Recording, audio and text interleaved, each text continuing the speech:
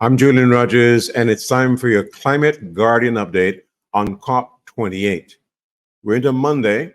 That means we've had 1 week already, and much success has been reported, but even more from the president of COP, Dr. Sultan Al Jaber, who described them as historic wins, as he detailed exactly what has happened over this first week of COP28. And he's pointed to a number of areas where a lot of the funding will go. Is actually happening here in Dubai. We voted on and supported and adopted the agenda in the first hour of the first day of COP. In the 12 COPs I have personally participated in, and I'm sure in this room there are people that have participated in many more than only 12 COPs. Never ever did we see the agenda get adopted on day one, let alone first hour.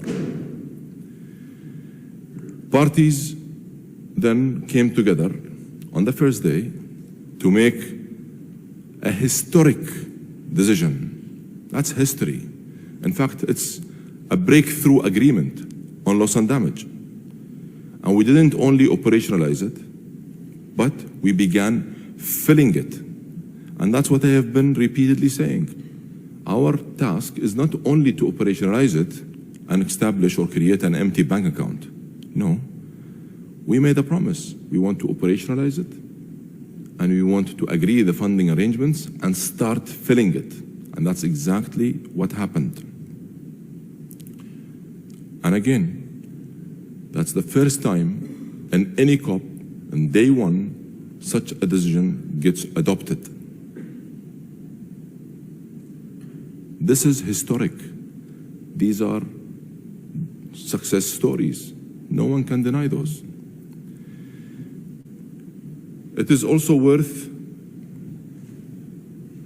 reminding everyone that the loss and damage was in real danger of not happening at all until we made a bold call and we requested to convene a special session in Abu Dhabi to get it over the line. And this happened right after the pre-COP in the beginning of November. TC5 was never part of the agenda or part of the plan.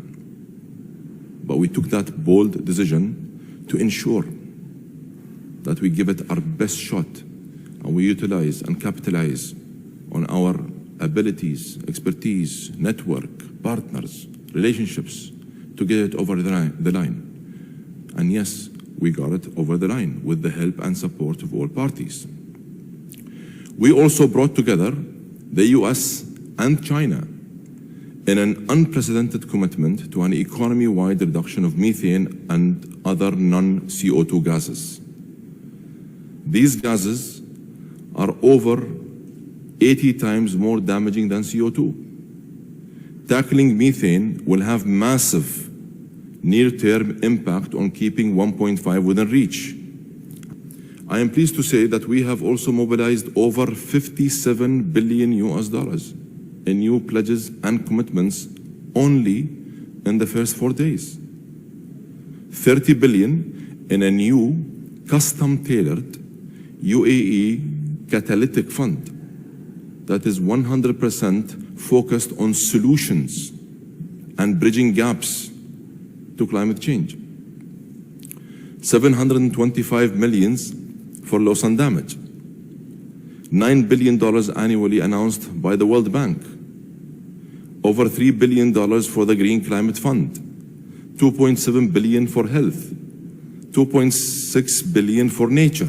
1.2 billion for relief, recovery, and peace, and 2.5 billion for renewable energy, and 1.2 billion for methane reduction. On top of that, parties have rallied around a number of pledges and declarations that get the world moving in the right direction. That's the course correction we're talking about. That is us nurturing a new culture and a new DNA that is centered around making things happen. 8 new declarations have been announced, and these declarations are designed to help transform every major sector of the global economy. The Global Decarbonization Alliance, bringing together more countries and more companies around net zero than ever before. Again, that has never, ever happened before. This is all aimed at decarbonizing the supply and the demand. And that's, again, a unique approach. That's a very unique model, the integration between supply and demand of the energy system at the same time. 50 oil companies, oil and gas companies, aiming for zero methane emissions by 2030 and net zero by 2050. First time ever. Plus, a global pledge to triple renewable energy and double energy efficiency. And I am especially proud that we have delivered first ever declarations on health and food systems. These have been 2 massive priorities for our COP presidency agenda. 3 additional declarations will be announced in the next few days, in the coming days, on hydrogen, cooling, and gender. The number of countries supporting these declarations and pledges is in fact growing. I am receiving a lot of great, in fact, overwhelming response, positive response from many around the world that are interested and keen to join hands.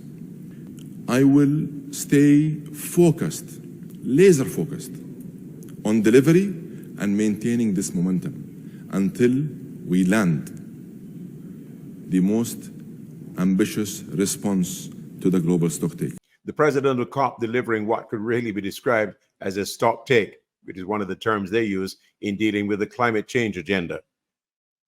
The weekend was not off for representatives attending COP28, among them the Caribbean teams of the Caribbean Development Bank, for instance. The president of that bank and his team were busy meeting with officials of the Inter-American Development Bank to talk about partnerships for development. Also, the Prime Minister of Barbados was busy, so too her advisor, Dr. Avinash Prasad, and the Secretary General of CARICOM, Dr. Carla Barnett, as well as Penelope Beckles of Trinidad and Tobago. The signing of the loan, the actual start of the projects, and the length of time that it takes for a number of reasons. The issue of capacity building, the complexities that exist in relation to the implementations of the loans. So it's how do we address those issues, because it means that it's going to be extremely difficult for a lot of us in the Caribbean to be able to meet the targets of which we speak about, especially when we link the Sustainable Development Goals and the 2030 agenda. So I think that focus has to be very, very critical in the mix. And I have to say, it probably requires a little more hand-holding, a little more assistance in terms of capacity building to ensure that in truth and in fact, what we are trying to achieve, that we do have literally the bodies on the ground who are able to assist us, or because the other complexibilities in terms of the vulnerability index for disaster preparedness and how do we deal with that debt for climate swap really requires that we ensure that we build capacity. I know, having been a governor of the bank myself, both of the CDB and the IDB, that the resources and the capacity is there, but in the region, I think we need it, or else that the changes of those lines that are 100 years old and the impatience of our population now, especially with the challenges with climate risk, where you have, in Trinidad, you can just have 15 minutes of rain, and I mean, the flooding is just impossible to even describe. So I think that's really, I just want to focus on that. How could we ensure that the loans, the grants, that it is actually reaching to the population and those who intend to benefit, so that they can actually see that there is a big difference that is being made. All of us are facing the same lack of capacity issue. Yes. All of us have the same handful of people trying to do multiple things with multiple institutions. Yes.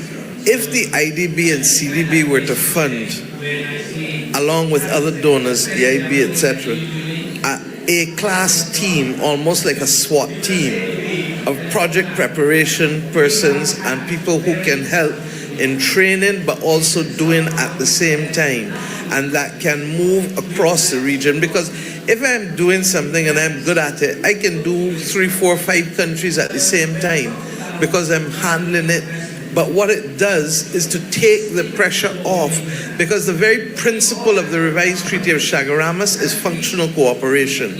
And rather than all of us trying to replicate island by island by island, all of this project preparation facilities, can we not agree that the 4 institutions, along with then the EIB, come together, work with CARICOM, and help us fund a team that literally is available to be able to, and with the technological platforms that we have, they don't need to be in country all the time, so that they can help advance and monitor and ensure compliance rather than money remaining dormant and paying commitment fees that go back out. That's a great idea, and actually that's part of in the One Caribbean, we were thinking about capacity as very important. Not sure that we are thinking the way you were thinking about the project preparation, having scale and getting the efficiency from the fact that you're not doing project preparation facilities in Barbados, then in Jamaica, then in other places in Trinidad and Tobago. Maybe having one together. Even as we do the best we can to adapt, to mitigate, unless the source of climate change, which are the big countries that are the large emitters, unless they change, we will continue to have to increase what we spend on mitigation, adaptation in order just to survive. So for us, that's really the critical challenge, as best as I can put it together, that we face. It is about climate change and the undermining of our future. So I think we need to be able to use available concessional financing, and the cheapest and most available is the SDRs that exist. How do we mobilize more of those to actually give to that combined multi-sourcing that we are talking of, again, for deployment with purpose. So I think if we manage all of those, and in the instrument set, we expand the set of contingent instruments that can take into account the main problem we face, vulnerability and resilience, built into those instruments, then I think we have the combination of multi-source, multi-instrument that can now be deployed with purpose to handle the magnitude of the problem that we are facing. It is that combination, I think, that gives us the option of doing this well. And especially when the financing that we need far exceeds the financing that's available. So how do we solve that problem?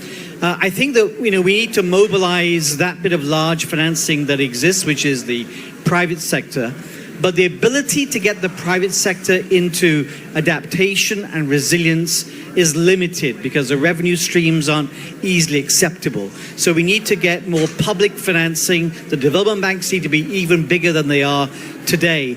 But I think that because the amount we need is so large, that the ability of the development banks to lend on deep concessional terms is limited. The more deep concessional terms you have, there's limited the amount of money you can lend because it eats away at your capital. And so I think that a real pioneering example here is IDB Klima. Because I think what we can do with IDB Klima is you can lend at the rate at which with your AAA rating you can borrow at. as close as possible to that. And then say, if you perform on the resilience and sustainability, there's a grant and there's an incentive which lowers the cost of funding, but get other people to fund that performance. I think that you'll find the donor world, the philanthropy world would love that. It leverages their money hugely. They don't put any money in, someone else's money is working, and only if there's a performance and delivery do they have to put money in. And I think that that way you will create a new asset class of people wanting to do that. And I think that's the way to lower that cost of capital at the scale we need for resilience. High-powered panel of Caribbean spokespeople weighing in on the challenges of climate change and possible solutions. That's our Climate Guardian update for Monday into the second week of COP28.